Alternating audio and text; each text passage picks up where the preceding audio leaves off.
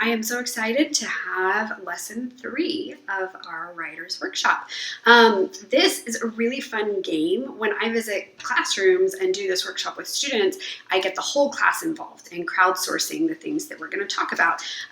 Since there's probably not big classes watching this right now, since it's probably just parents with a few kids at home, you can do this individually, or you can do it as a group with siblings. You can do it however works for you. You can also just do it with you and your parent.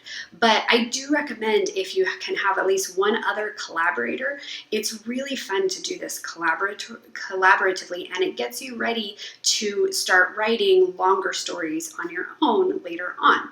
So again, I have my special guest, my daughter Kate, who's in first grade, and she is going to collaborate with me on our story building game today. So Kate, let's get started. This is how we play. These are the basic things that you need for your story building game. And if there's more than one child doing it, then I will usually have them vote on things. When I do this in big classes, I have kids raise their hands to vote. If there's just one parent and one child, then obviously you're not going to use much voting, and you can just kind of get to a consensus on different things. And this is just my basic framework. You can use it however works for you to come up with a really awesome story of your own. Okay, Kate. The first question is our main character, and I usually suggest that kids decide, do they want their main character to be a kid or an animal? So Kate, what do you think, kid or animal? An adult. Or an adult, but usually I suggest kid or animal. What do you think, kid or animal? Animal. Animal, okay. What kind of animal should it be? Rat. Oh, a rat. We have 2 pet rats, and we love them, so we like rats. Okay, so a rat is the main character. What is the rat named, do you think? Scabbers. Scabbers. We have a rat named Scabbers. So is this about our rat Scabbers? Okay. So here is our story is going to be about a rat named Scabbers. Now the next thing that I recommend is that every story that's built in this tool has an adult helper, because a lot of the time in stories for kids you'll notice that there's adult helpers there, just like we talked about in the last video with Moana, that she has Maui and Grandma Tala. So Kate, who do you think the adult helper should be, and what should their job be? It can be fun to kind of think of interesting or unusual jobs. You. Oh, you think it should be me? Okay, so the adult helper is Mama. And what should the job be? Should it be my real job, or should it be something different? Writer. Okay, so it will Your real job. might be my real job as a writer. Now, the next thing we need to figure out is our character goal. Kate, what do you think the character goal should be? What do you think Scabbers wants to get in this story? To go play with us. Maybe he wants to escape from his cage and explore the house. Yeah. Since the real Scabbers is always trying to escape from his cage and explore the house. Oh, that's really interesting, because that means, is the adult helper also kind of the antagonist for Scabbers? Because if I'm the adult helper, I'm trying to make it so Scabbers doesn't escape from his cage, right? Yeah. And so that's kind of interesting. Just like we talked about with Moana, sometimes the helpers can also be a little bit of an antagonist, just like Maui is for Moana.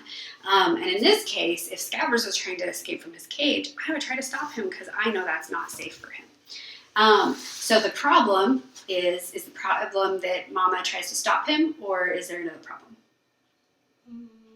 That he can't open the cage door. Oh. And that you try to stop him. So that's a good thing. So there's 2 problems. So we'll say he can't open the cage door, and Mama is a problem. Okay, so what does Scabbers try to get the cage door open?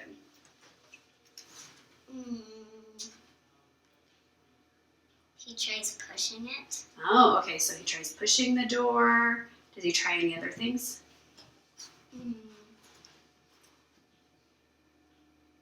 He tries pushing the latch. Oh, okay.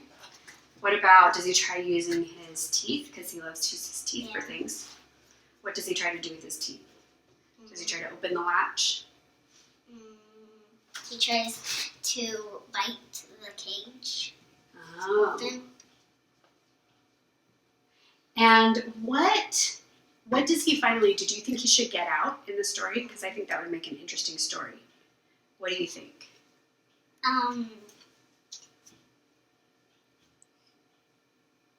What if he gets out and then we get him and put it back in? No. So he can have a little adventure. How about he gets out, but to play with us in the enclosure? Oh. So he thought that he got out, but it was actually to... So that would be kind of a funny ending, huh? Remember how we talked about happy, sad, or funny endings? That would be kind of a funny ending because he would think he got out, but the people listening to the story would know he was just in our enclosure that we play with him in, huh? Mm-hmm. Okay, so the solution is he gets out, but he's in the enclosure. And so this would be kind of a funny ending. Okay, now, do you want to hear the story, Kate? Mm-hmm. So now that we have built the building blocks for our story, now I, as the adult doing this collaborative story building exercise with Kate, I am going to use these to tell her the story and show her how she can use building blocks like these to put together a story of her own, to tell it to other people or write it down. You don't have to be a good storyteller, grown-ups, to do this. You have all the building blocks right here, and you just have to piece them together with a little bit of dramatic emphasis. So, once upon a time, there was a rat named Scabbers. He was so cute. He had big little ears, and he had white fur with black spots, and he had whiskers near his eyes. Yep, he had little whiskers that trembled when he got excited. And he lived with his brother in a cage at the Baldwin's house.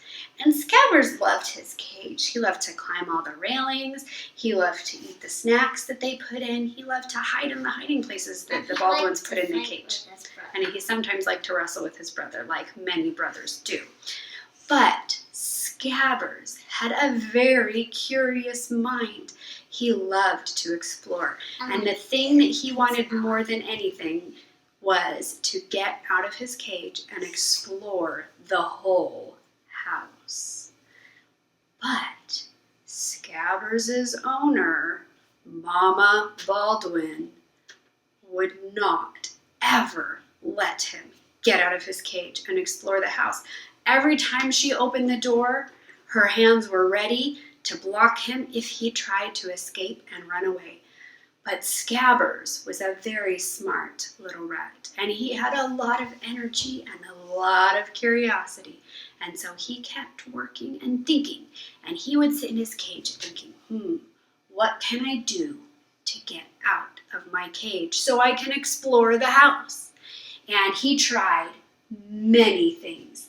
He tried pushing on the cage. He figured out, he was so smart, he figured out just where the cage latched, and he would take his little nose and his paws and he would push on it and push on it and push on it. But did he ever get it open? Never. That cage was too strong. He even tried taking his strong and sharp teeth, and he tried using his teeth. He tried biting through the bars, but they were too strong. He tried opening the latch, but the latch was on too tight. Scabbers was stuck. Until one day, Scabbers thought to himself, every day, several times a day, my humans come to open the cage. And they give me treats, or they give me food, or they give me pets. But next time my humans open the cage, I am going to run, and jump out of the cage. And I will jump right past them, and I will be free to explore the whole house. So, later that day, when Mama and Kate came to open the cage and say hello to the rats, Scabbers was ready. He crouched in the back of the cage, all ready. And when the cage door opened, he ran, and took a flying leap out of the cage. He could feel the wind in his fur, and when his paws hit the ground, he knew he was free. He ran and sniffed things and had so much fun exploring. Now, the strange thing was that the Baldwin's house was much smaller than he had thought before, and strangely the walls were made of cardboard, which he had never realized before. But still, Scabbers felt very proud that at last he had outsmarted Mama Baldwin and gotten away. What he didn't know is that he was just in the enclosure to play with them, and sadly for Scabbers, when playtime was over, he had to go back into his cage to plan another escape someday soon. The end. What did you think of that story? I liked it. Is that a pretty fun story about Scabbers? So this is a fun game that as you are learning about the parts of stories and how to tell stories yourself and preparing to do longer and more in-depth stories, you can play this with your parents or with your siblings. And it's a great way also to learn how to tell stories orally to other people, which is a great tool for when you're on long car trips or telling bedtime stories or things like that. We hope you enjoyed this lesson, and I will be back soon with more information for Writer's Workshop. Thanks for watching.